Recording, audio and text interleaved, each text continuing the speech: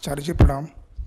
मैं अमित हूँ, बनारस से आया हूँ। आचार्य जी, मैं शुरू से ही अपने एकेडमिक लाइफ से ही टीचर्स का बहुत आज्ञाकारी रहा हूँ। और उन्होंने मुझे सिखाया भी, समझाया भी। तो एकेडमिक के बाद कई बार मुझे लगा कि टीचर्स की जो सिखाई बातें हैं या ज्ञान की बातें हैं या उनकी शिक्षाएं कहीं कहीं मुझे नुकसान पहुँचाएँ। जैसे सत्यनिष्ठा या ईमानदारी की बात की जाए तो कई बार सत्य की वजह से ही नुकसान हुआ सांसारिक जीवन में। और ऐसा भी था कि मैंने देखा था कि जो हमारे एकेडमिक लाइफ में पर क्लासेस में बैक बेंचर्स हुआ करते थे, वो आज छोटे मोटे बिजनेस करके या मनी लैंडिंग जैसे बिजनेस करके वो सब अमीर हो चुके हैं और सांसारिक रूप से, सामाजिक रूप से मुझसे बहुत सफल कहलाते हैं। यहाँ तक कि मेरे पेरेंट्स भी मानते हैं कि वो सफल है और मैं असफल हूँ। मैं टीचर हूँ प्राइमरी में। तो कैसे मान लिया जाए कि सत्यनिष्ठा या ईमानदारी या गुरुओं की शिक्षा जो थी, जो टीचर्स की शिक्षा थी, वो मेरे जीवन में काम ही आ रही है, और कैसे उसका मोह छोड़ें। मैं जान रहा हूँ कि वो सब बहुत रिलेवेंट नहीं है, फिर भी मोह नहीं छूटता, लगाव सा है। शायद मैं ढल गया हूँ उसी में, लेकिन वो बहुत रिलेवेंट नहीं समझ में आती है, सत्यनिष्ठा और ईमानदारी। देखिए, जो सीख है गुरुओं की और ग्रंथों की, वो एक चीज़ तो यही बताती है मूल में कि तुलना किससे कर रहे हो अपनी।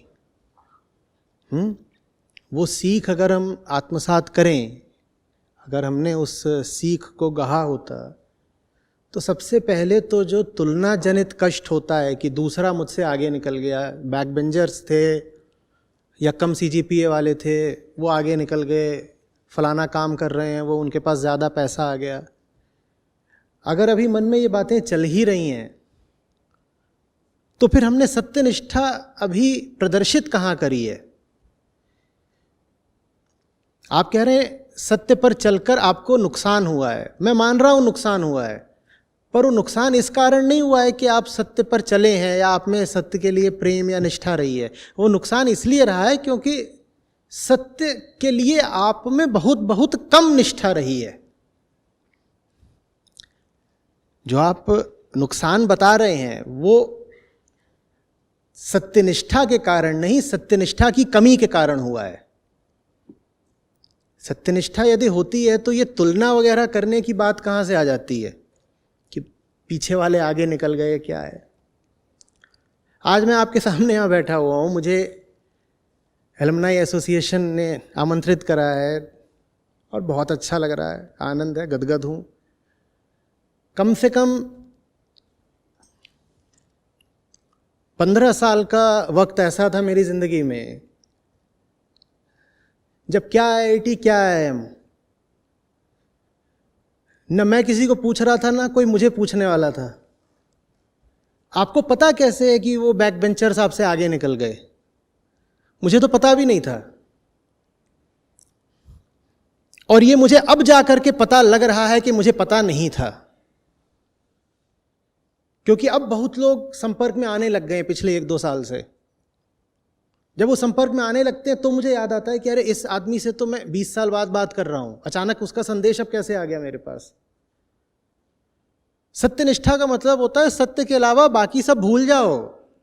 100 से नहीं प्यार किया जाता, एक पे दिल आ गया है तो आ गया है, बाकियों की अब तुमको इतनी फिक्र, इतनी याद बची कैसे है, ये देखने का वक्त कहां से मिल गया कि पीछे वाला आगे निकल गया है। 20 साल तक मुझे ये नहीं पता था कि मेरे बैच की एवरेज सैलरी क्या चल रही है।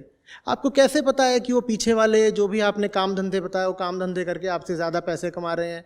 आपने जिस रूप में कहा कि आप टीचर हैं, उससे तो ऐसा लग रहा है जैसे टीचर होने पर आपको क्या क्या कुछ लज्जा सी आ रही है, और ये बात आप एक दूसरे टीचर से बोल रहे हैं। नहीं ठीक, एक साथ है, मेरे भी तो पेरेंट्स हैं और मैंने तो उनको 3 तरह के घात दिए थे। IIT करके इंजीनियरिंग छोड़ दी, IIM करके मैनेजमेंट छोड़ दिया, UPSC करके ब्यूरोक्रेसी छोड़ दी।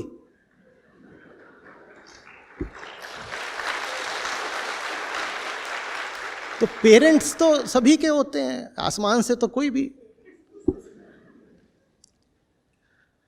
ये सब याद कैसे रह गया आपको?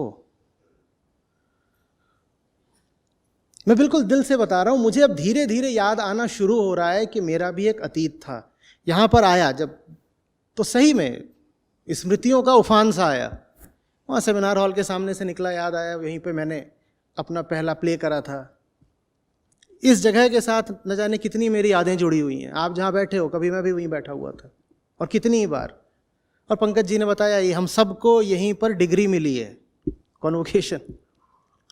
और वो डिग्री तो आखिरी होती है, उससे पहले अब पता नहीं होता है कि नहीं, हर सेमेस्टर का रजिस्ट्रेशन यहीं होता था, अभी भी होता है। अब तो इतने स्टूडेंट्स हो गए, अब कहीं और होता होगा। अच्छा, अब शुरू में ही हो जाता है, पहले हर सेमेस्टर का होता था। और चूँकि बैच की स्ट्रेंथ कम थी, हम लोग मुश्किल से 350 साढ़े 300 लोग थे, तो सब यहीं पर हो रहा होता था। काउंसलिंग तक यहाँ होती थी। 2003 में भी मैं यहाँ पर आया था अपने छोटे भाई की काउंसलिंग कराने। तो अलग अलग यहाँ पे काउंटर्स बने होते थे और काउंसलिंग होती थी यहाँ जेई की। तो क्या बोल रहा था, हाँ मतलब ठीक है, वो एक जन्म था, ये दूसरा जन्म है। सत्यनिष्ठा तो महामृत्यु कहलाती है। महामृत्यु का मतलब होता है उसके पहले जिससे भी निष्ठा थी उसकी मौत हो गई, वो बीत गया, अब उसकी क्या याद करनी है, क्या याद करनी है। हमने कहा सत्यनिष्ठा का मतलब प्रेम, इश्क क्या ये देख के करते हो कि पैसा कितना मिलेगा? तो आशिकी कर ली, अब पैसे क्यों गिन रहे हो कि अब कितने मुझे मिल रहे हैं, कितने बैच वालों को मिल रहे हैं, कितने इसको मिल रहे हैं, उसको मिल रहे हैं।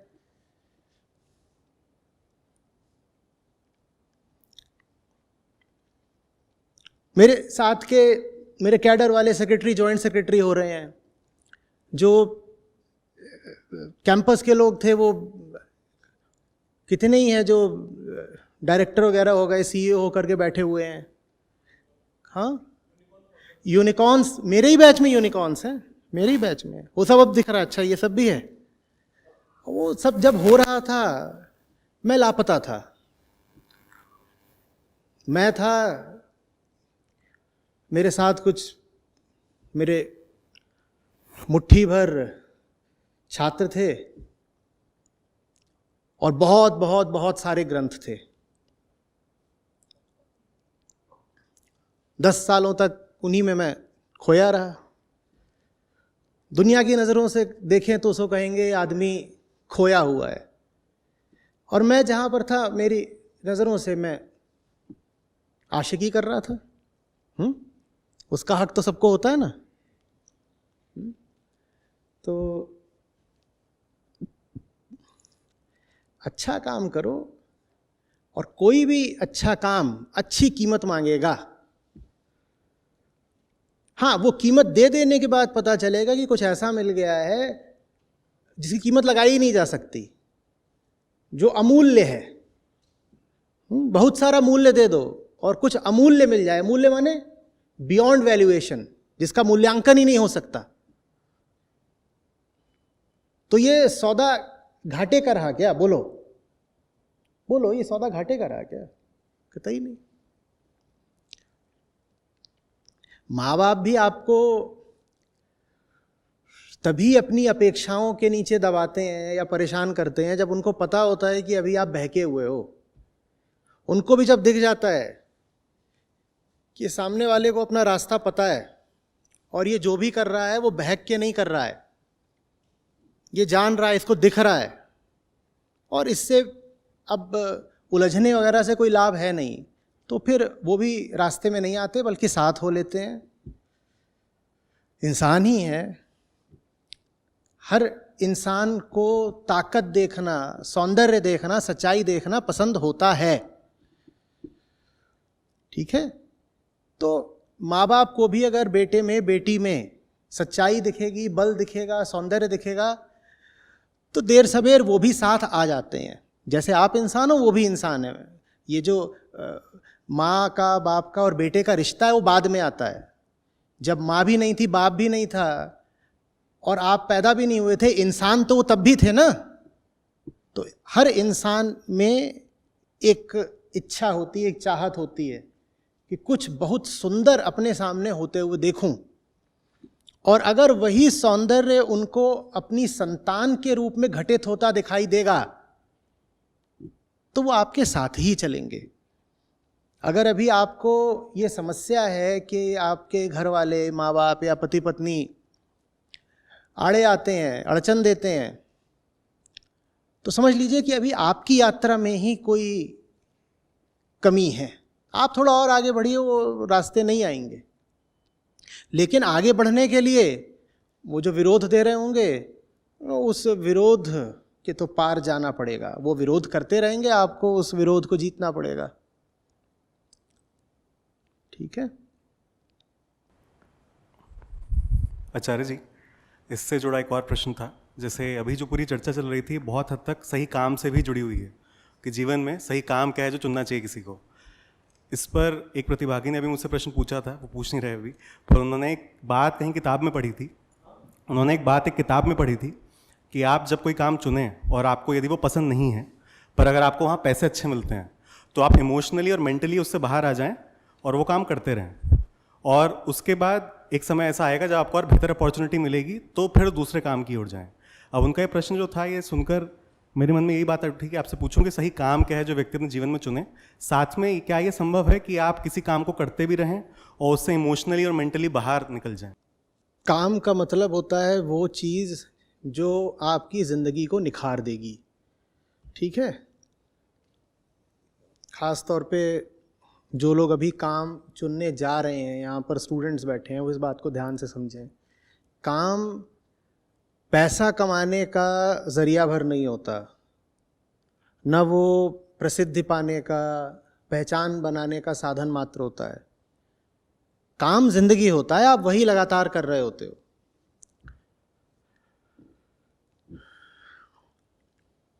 जिसके साथ आपको लगातार रहे आना है, उसके साथ तो सही संबंध प्रेम का ही होगा ना। अगर आप कह रहे हैं कि काम के साथ अपना कोई इमोशनल और मेंटल एसोसिएशन मत रखो,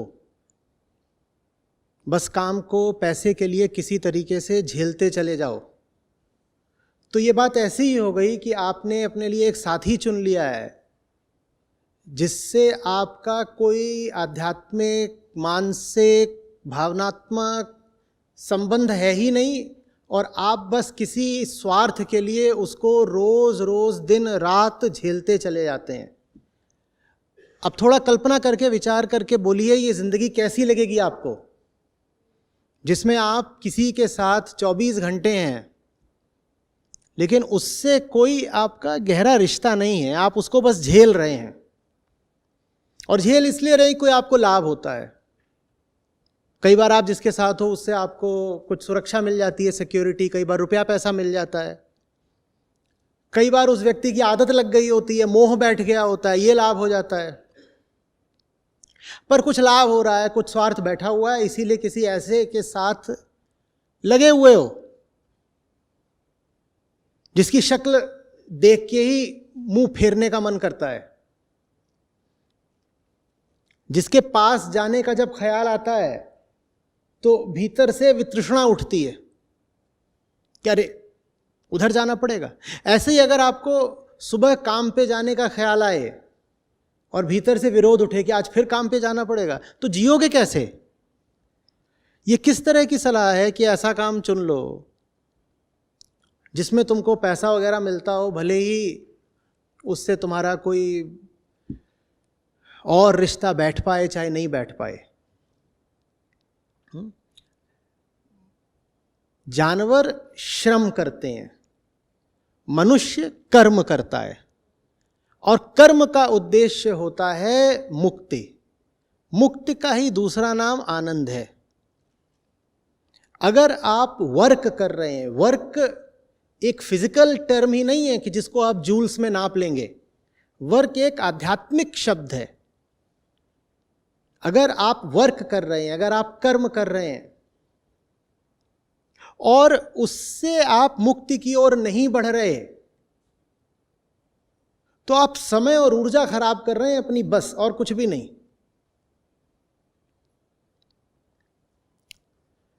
मनुष्य के लिए वर्क अनिवार्य है। गीता कहती है कर्म अपरिहार्य है, कर्म से कोई बच नहीं सकता। और ये बात सिर्फ मनुष्यों को बोली जाती है, जानवरों को नहीं। जानवर भी दिन रात कुछ ना कुछ गतिविधि तो कर ही रहे होते हैं। जूल्स में नापोगे तो वो भी एनर्जी खर्च कर रहे होते हैं। शेर हिरण के पीछे दौड़ रहा है, ठीक, इसमें एनर्जी निश्चित रूप से इन्वॉल्व है। गाय घास चर रही है, एनर्जी और एंट्रोपी का खेल यहां भी है, लेकिन उसे आप वर्क नहीं बोलोगे। यहां तक कि गधा या खच्चर ईंट ढो रहा है, वो भी वर्क नहीं है, वो लेबर जरूर है, वर्क वो भी नहीं है। वर्क सिर्फ तब है जब आपने कुछ ऐसा करा हो अपनी चेतना के उपयोग से जो चेतना को मुक्ति देता हो, जो मन को खोल दे, जो आपको आपकी सीमाओं से आगे ले जाने में सहायक हो, सिर्फ उसको वर्क बोलते हैं। यदि ये वर्क है तो फिर दिन भर करने के लिए कोई काम ऐसा क्यों चुन रहे हो जिससे मुक्ति नहीं मिलेगी, आनंद नहीं मिलेगा, स्पष्टता, बोध कुछ नहीं मिलेंगे, बस पेट चलाने के लिए और कई बार अयाशियां करने के लिए पैसा मिलेगा। जो जानते हैं, जिन्होंने पाया है, उन्होंने समझाया है कि आप बड़ी से बड़ी अयाशी कर लो, उसमें जो सुख होता है, जो प्लेजर होता है, वो मुक्ति के आनंद से बहुत नीचे की बात है। तो ये घाटे का सौदा हो गया ना, कि काम करके मिल सकता था बहुत ऊंचा आनंद, लेकिन काम करके हासिल करा बस एक निचले तल का सुख, प्लेजर। ये घाटे का सौदा हुआ कि नहीं हुआ? न जाने क्या पाया जा सकता था और न जाने क्या पाकर रह गए, और जिंदगी बीत जाती है, बहुत जल्दी मर जाता है आदमी। आदमी का जीवन बीतने में देर नहीं लगती है, कहने को होता है 80 साल का, पलक झपकते बीतता है।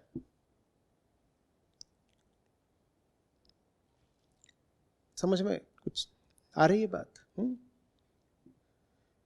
देखो, बैठे बैठे सोचोगे तो ऐसे ही लगेगा कि ये जो बातें हैं ये बिल्कुल किताबी हैं, आदर्शवाद है, लफाजी है। नहीं, ऐसा नहीं है। सही काम में उतर के तो देखो। और सही काम क्या होता है? जो भी आपको लगता हो कि ऊंचे से ऊंचा उद्देश्य आप जीवन में उठा सकते हैं, वही सही काम होता है। सही काम में उतर के देखो, बाकी बातें भूलने लग जाती हैं, और तब ये बिल्कुल स्पष्ट हो जाता है, एकदम विश्वास आ जाएगा कि जो हो रहा है बिल्कुल ठीक हो रहा है। क्यों? क्योंकि वो दूसरी तरफ जो कुछ चल रहा है उस पर ध्यान देने का मन ही नहीं करता, उसकी याद ही नहीं आती। दुनियादारी पीछे छूटती जा रही है। हमें कुछ ऐसा मिल गया है जिसमें दिन रात डूबे रहें, बड़ी मौज रहती है। समझ में आ रही है बात?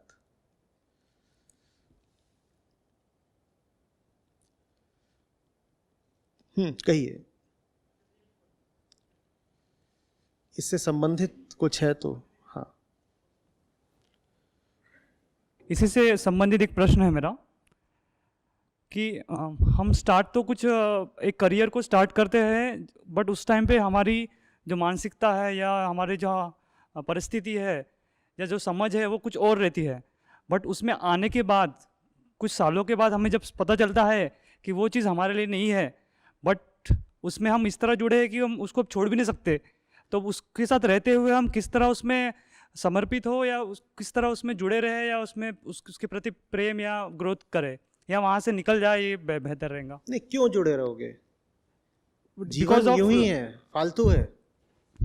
जो चीज जान गए हो कि काम की नहीं है, उसको क्यों पकड़े खड़े रहोगे? बिकॉज ऑफ लाइबिलिटीज और सम अदर, मतलब जो भी है, कंडीशनिंग हो गया या कुछ देखो लाइबिलिटीज। भाई, लायबिलिटी का मतलब होता है दायित्व। जो चीज किसी को तुम्हें देनी है, चुकानी है, तुम्हारे ऊपर जो कर्ज होता है लगभग, उसको कहते हैं लायबिलिटी।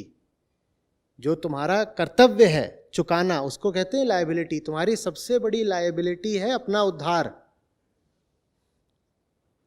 ये बाकी जो लायबिलिटीज पकड़ लेते हो वो हैं कर्तव्य, उनके प्रति भी कर्तव्य है, लेकिन उनके प्रति जो कुछ भी है वो बाद में आता है। सबसे पहले तो तुम्हारे लिए आता है, क्योंकि आप ही अगर ठीक नहीं हो तो आप दूसरों को क्या दोगे? आप बात कर रहे हो दायित्व, दायित्व मतलब देयता, देना। आप दूसरों को कैसे कुछ दे पाओगे जब आप ही ठीक नहीं हो?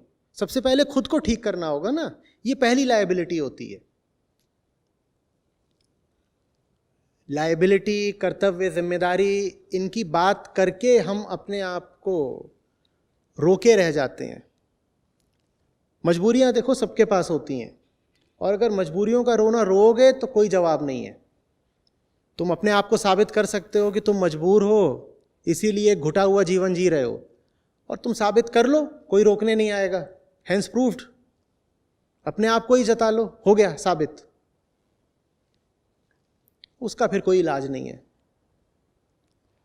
बट उसमें ये कर सकते हैं कि उसी से कुछ उसमें अपन और डीपली जाके उससे जुड़े रहे, या उसके प्रति और प्रेम जागरूक करे, या जैसे मैं वो बैंकिंग तुम्हें जॉब में- करना है, सब इस पे निर्भर करता है कि अपनी जिंदगी से प्यार कितना है आपको। अपनी जिंदगी से जितना प्यार होगा, आप उतना ज्यादा तीव्र निर्णय लेने के लिए तैयार हो जाएंगे।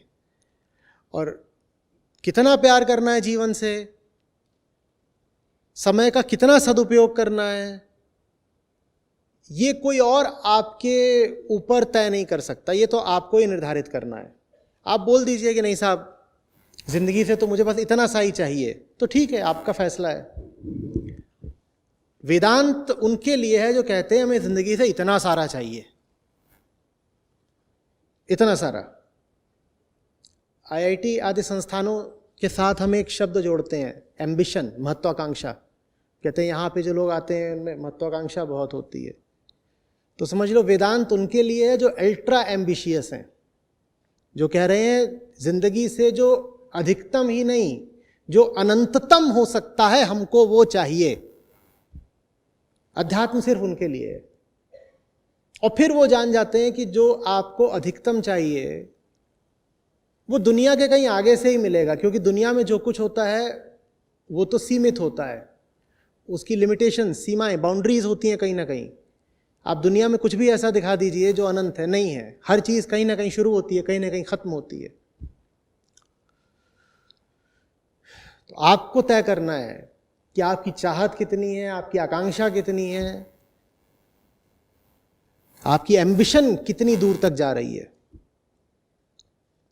जिन्हें बस थोड़ा सा ही चाहिए जिंदगी से, थोड़ा है, थोड़े की जरूरत है, उनके लिए एक साधारण जीवन काफी होता है। बट जब स्टार्ट में चुना था तब तो सही लगा था, बट बाद में फिर जब समझ बड़ी। कुछ नहीं बोल पाऊंगा मैं। बात मेरे बोलने की नहीं, आपके चाहने की है। ओके। बोल बोल के किसी को मजबूर थोड़ी कर सकते हो कि चाहो।